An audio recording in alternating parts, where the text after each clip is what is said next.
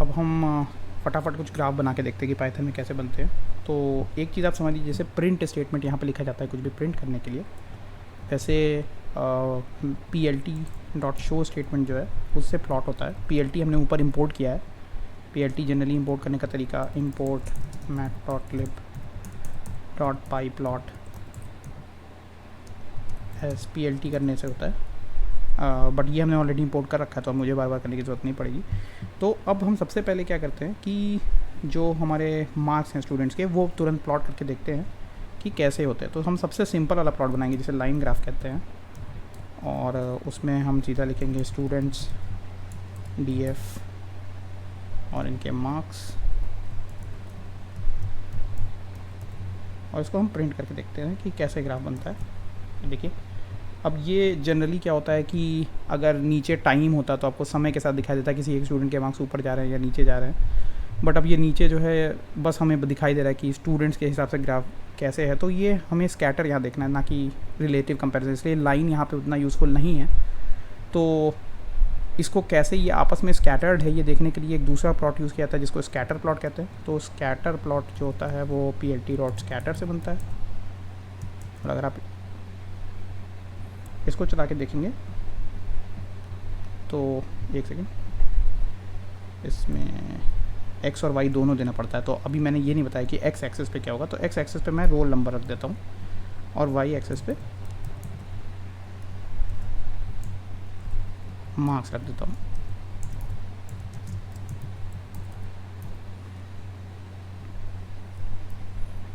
तो अब अगर इसको चलाएंगे तो देखिए स्टूडेंट्स रोल नंबर के हिसाब से मार्क्स कैसे स्कैटर्ड है ये दिखाई दे रहा है। सच बात ये है कि रोल नंबर के साथ ये भी बहुत विजुअलाइजेशन सही नहीं है, क्योंकि रोल नंबर के हिसाब से मार्क्स कैसे बिखरे हुए हैं ये देखना इस ग्राफ से बहुत मुनासिब नहीं हो रहा है।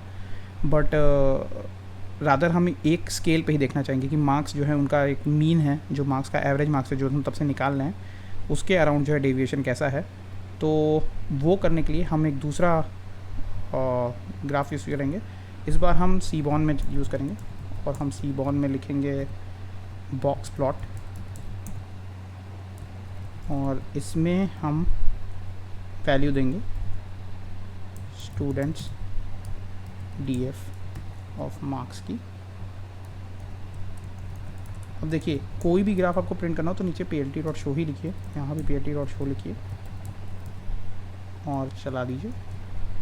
और देखिए ये आपको मार्क्स का स्प्लिट दिखा दे रहा है कि एवरेज मार्क्स है, और एवरेज मार्क्स का ये अगला 25% है, उसके जस्ट पिछले के 25% बहुत ही क्लोज है, और ये मैक्सिमम का डिस्टेंट है। तो ये एक तरह से बता दे रहा है कि एवरेज के आसपास मार्क्स किस तरह से डिस्ट्रीब्यूटेड है।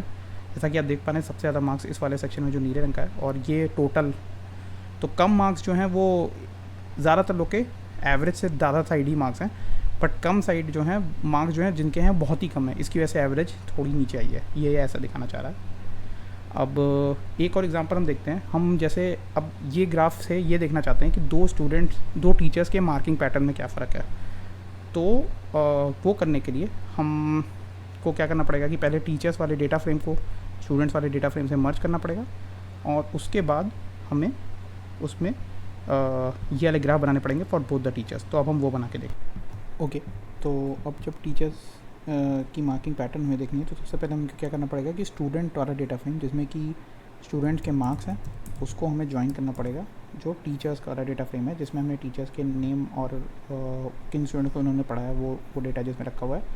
सो हम करेंगे स्टूडेंट्स टी एफ डॉट मर्ज, और इसमें हम मर्ज करेंगे टीचर्स नेम्स टी एफ, और ऑन करेंगे रोल नंबर में क्योंकि रोल नंबर दोनों में मौजूद है। ओके, और ये हमारा बन जाएगा टीचर्स मार्क्स डी एफ। एक बार इसको प्रिंट करके देख लेते हैं क्या होता है।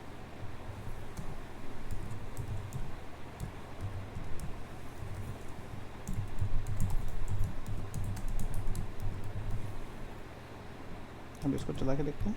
तो हमने यहाँ पे इक्वल टू लगाना भूल गया,